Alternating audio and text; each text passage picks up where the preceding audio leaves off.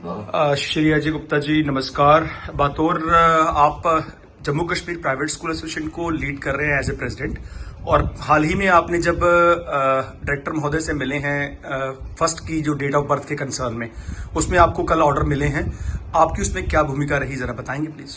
सबसे पहले तो मैं आभारी हूँ डायरेक्टर महोदय का कि जिन्होंने हमारी एक रिप्रेजेंटेशन गवर्नमेंट के जो हमारे शांत मनु इस समय सचिव है उन तक पहुंचाई और हमारी बात को बड़ी सहजता से रखा। वास्तविकता ये थी कि ये 3 वर्ष के बच्चों को 6 महीने की इस समय रिलैक्सेशन मिली है।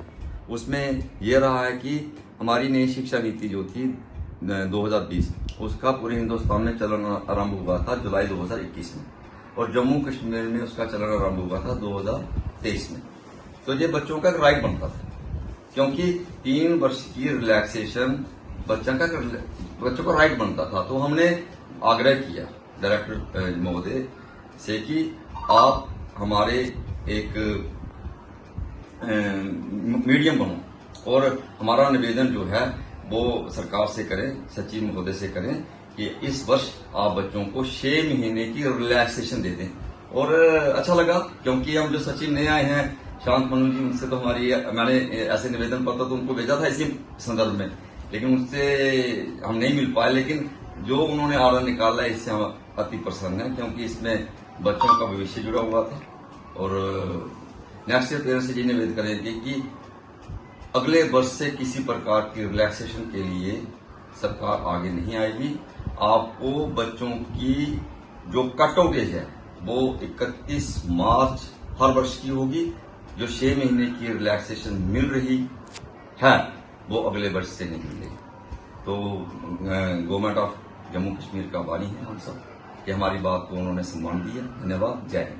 Thank you. सर, ये आज जेके पीएससी की एग्जीक्यूटिव कमेटी जो यहाँ पे आज बैठी है, तो इसमें आपने जो गवर्नमेंट ने अभी ऑर्डर निकाला है डेट ऑफ बर्थ के रिगार्डिंग, उसमें प्राइवेट एसोसिएशन का क्या रोल रहा है, उसके बारे में आप थोड़ा बताइए।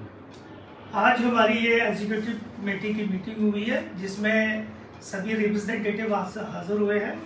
इस मीटिंग में हमने एसोसिएशन का कैसे फैलाव करना है, एसोसिएशन के बारे में डिस्कस किया गया, और खासकर जो गवर्नमेंट अभी डायरेक्टर साहब का जो ऑर्डर निकला है एज की रिलैक्सेशन जो इन्होंने दी है उसके लिए हमने काफ़ी फाइट की, और आज उनका थैंक्स करते हैं कि उन्होंने जो एज रिलैक्सेशन दी है इससे पेरेंट्स को भी रिलीफ मिला, और स्कूलों के ऊपर जो प्रेशर था पेरेंट्स का, और खासकर वो बच्चे जो नर्सरी से हमारे पास पढ़ रहे थे उनकी एज में प्रॉब्लम आ रही थी, उसके थोड़ी रिलैक्सेशन मिलने से हम गवर्नमेंट का थैंक्स करते हैं। और आगे से ये भी पेरेंट्स को भी रिक्वेस्ट करते हैं कि ये लास्ट टाइम है, क्योंकि नर्सरी के बच्चे अब फर्स्ट में पहुंच चुके हैं, तो नेक्स्ट ईयर ये मुझे लगता है हमें टाइम नहीं मिलेगा, इसलिए स्कूल को भी अलर्ट होना चाहिए और पेरेंट्स को भी गाइड करना चाहिए कि नेक्स्ट सेशन से 6+ ही बच्चा फर्स्ट में आएगा। और आज मीटिंग में हमने काफ़ी चीज़ें डिस्कस की हैं कि आने वाले टाइम में एसोसिएशन को का फैलाव कैसे करना है और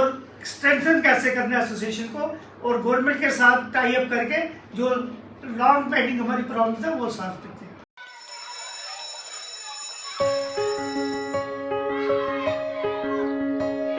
Schools play a critical role in molding a child into a responsible and progressive global citizen. A good education empowers a child with infinite opportunities to discover and innovate. Over the past few decades, of all the innovations that have taken place all across the world, how many can India lay claim to?